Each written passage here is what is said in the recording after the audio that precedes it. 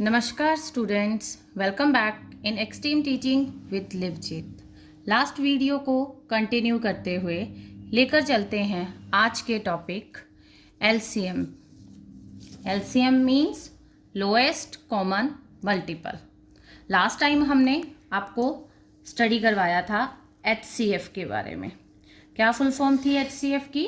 Highest common factor. मतलब कि हमारे पास यदि दो टर्म्स होती हैं तो उनमें से जो हाईएस्ट कॉमन फैक्टर्स आते हैं उनको हम निकालते हैं कि इनमें से सबसे हाईएस्ट कॉमन फैक्टर कौन से हैं। उसी को कंटिन्यू करते हुए नेक्स्ट हमारे पास आता है LCM. LCM means lowest common factor. तो इसकी डेफिनेशन क्या होती है कि सबसे लोएस्ट या फिर least number which is exactly divisible by each of number। हर एक नंबर्स में कम से कम छोटा फैक्टर जो उसको क्या कर रहा है, डिवाइड कर रहा है, एग्जैक्टली डिवाइड कर रहा है, वो नंबर हमने फाइंड आउट करना है, उसको हम बोलते हैं एलसीएम। तो फर्स्ट मेथड है हमारे पास एलसीएम बाय फैक्टराइजेशन। तो ऑल नोन अबाउट फैक्टराइजेशन। आप सभी को फैक्टर्स आते हैं बनाने के लिए। तो जो भी फैक्टर्स हम बनाते हैं डिवाइड करके उनमें से हमने सबसे लीस्ट नंबर या लोएस्ट नंबर निकालना है। तो एग्जांपल के साथ करते हैं। तो फर्स्ट एग्जांपल है हमारे पास find the LCM of 72, 189 and 1026। इन तीन नंबर्स में हमने एलसीएम फाइंड आउट करना है। तो फर्स्ट ऑफ ऑल मैं आपको रिपीट करके बता रही हूँ, लास्ट टाइम भी हमने करा था, लास्ट वीडियो में भी 72 को इस डिवाइड की तरह फैक्टर्स बनाने हैं, इसको बोलते हैं फैक्टराइजेशन। तो सबसे लोएस्ट टेबल के साथ हम इसको फॉलो करेंगे। तो 2 के साथ चलेगा, 2 3 जा 6 और 2 6 जा 12। अगेन 2 के साथ 1 8, अगेन 2 के साथ 9, देन 9 तो 2 के टेबल में आता नहीं, तो हम नेक्स्ट टेबल पे चलेंगे। तो 3 के साथ इस तरह से 72 के ये कंप्लीट फैक्टराइजेशन बन जाती है। सिमिलरली 189 की भी हम कंप्लीट फैक्टराइजेशन करेंगे। अब लास्ट डिजिट हमारा 9 है, इट मीन्स ये 2 से डिविजिबल नहीं है क्योंकि ये ऑड है, इवन नहीं है। तो सबसे पहले ऑड टेबल कहाँ से स्टार्ट होता है? 3 से। तो ये 6 और 3 बन जाएगा। और अगेन आप करते हो 2 और 1, अगेन आपका 7, देन 7 लास्ट 1 इज 1। और थर्ड वन आपका नंबर है 1026। ये 2 से जाएगा क्योंकि लास्ट डिजिट क्या है? 6 है। तो 2 के टेबल से स्टार्टअप करते हो तो 5 1 3, ठीक है। देन आपका 3 के टेबल से 1 और ये 2 आएगा, नहीं 3 आएगा। तो ये हमारे पास 3 था, तो 3 के टेबल से 1 7 1, अगेन 3 के टेबल से 5 और 7, अगेन 3 के टेबल से 1 और 9, और देन लास्ट वन इज 19। अब इसको हम इस तरह से अरेंज करेंगे। 72 जितने भी मल्टीपल आ रहे हैं उनको हम इस तरह से अरेंज करके लिख देंगे। 189 तो आ रहा है 3 मल्टीपल 3 मल्टीपल 3 मल्टीपल 7। 1026 आ रहा है 2 मल्टीपल 3 मल्टीपल 3 मल्टीपल 3 मल्टीपल 19। अब इनमें हम सबसे पहले हम इसको देखेंगे हाईएस्ट क्या है। जैसे यहाँ पे 2 की पावर 3 है और 3 की पावर 2 है, यहाँ पे 3 की पावर 3 और 7 की पावर 1। इस केस में 2 की पावर 1 है, 3 की पावर 3 है और एक 19 है। तो हमारे पास एलसीएम फाइंड आउट होगा। सबसे हाईएस्ट फैक्टर्स किसके आ रहे हैं? यहाँ पे ये आ रहा है आपका। तो 2 की पावर 3, उसके बाद 3 की पावर 3 और उसके बाद लास्ट बचता है 7 और 19। इन सभी को आप मल्टीप्लाई करते हो तो आपका एलसीएम आता है 28728। यदि इस वे से निकालना है तो इस वे से भी निकाल सकते हो।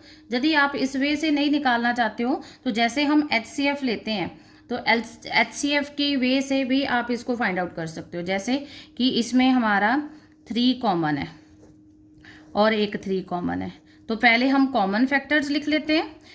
कॉमन फैक्टर 3 हो गए, बाकी ऑल अबाउट आएंगे। जैसे फर्स्ट में 2 आ गए तो इस तरह से 2 कर लो, ठीक है। फिर एक 3 बचता है, उसको भी नोट डाउन कर लो। और उसके बाद और लास्ट क्या बचता है, 7 बचता है और 19 बचता है। तो इस तरह से भी हम मल्टीप्लाई करें तो हमारे पास सेम यही नंबर डिजिट आ रहे हैं, जो 3 की पावर 3 है, 2 की पावर 3 है और 7 9। तो इस तरह से हम एलसीएम को फाइंड आउट कर सकते हैं।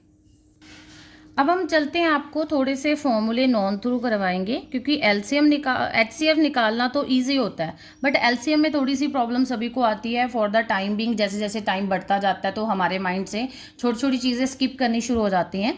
तो इसके अलावा इन दोनों के रिलेटिव में, दोनों के मल्टीपल में हमारे पास एक फॉर्मूला आता है कि यदि हमारे पास कोई भी दो नंबर्स हों, अ गिवन नंबर्स, तो उनका हम प्रोडक्ट करें, product of two numbers, two given numbers, जो भी आपको मिलेंगे, ठीक है, वो किसके इक्वल होता है, एचसीएफ मल्टीप्लाई एलसीएम।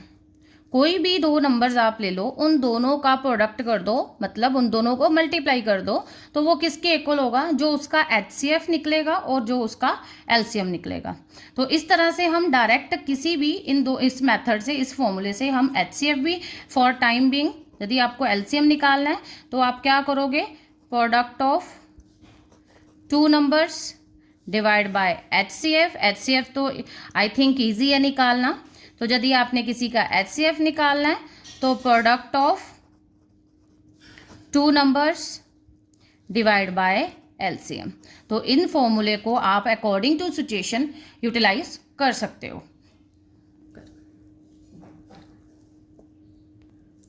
इसी तरह से यदि आपको इन केस कोई दो नंबर में से एक गिवन हो, फर्स्ट नंबर निकालना हो, तब भी आप इस फॉर्मूले को यूटिलाइज कर सकते हो, LCM multiply HCF divide by second number.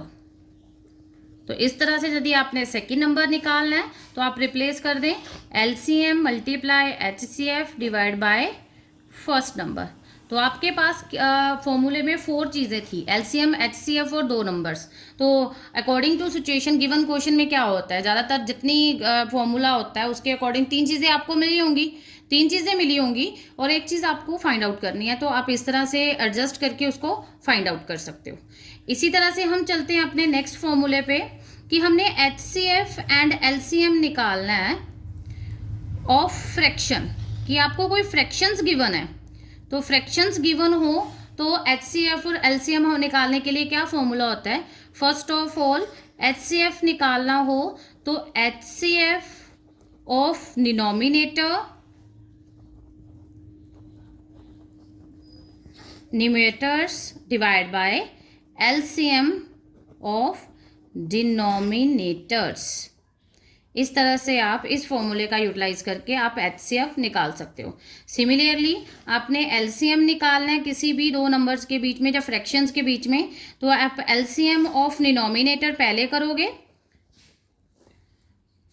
Denominators divide by आप किसके साथ करोगे, डिनोमिनेटर के एचसीएफ के साथ, एचसीएफ ऑफ डिनोमिनेटर्स। तो ये थे आज के हमारे एचसीएफ और एलसीएम से रिलेटेड दोनों फॉर्मूलेज। आप इनको यूटिलाइज करके अपने न्यूमेरिकल को फॉर शॉर्ट टाइम पीरियड में सॉल्व कर सकते हो। तो ये थी हमारी आज की discussion on HCF and LCM. I hope all of you better understand and also helpful in your incoming exam. Thank you to all. Have a nice day.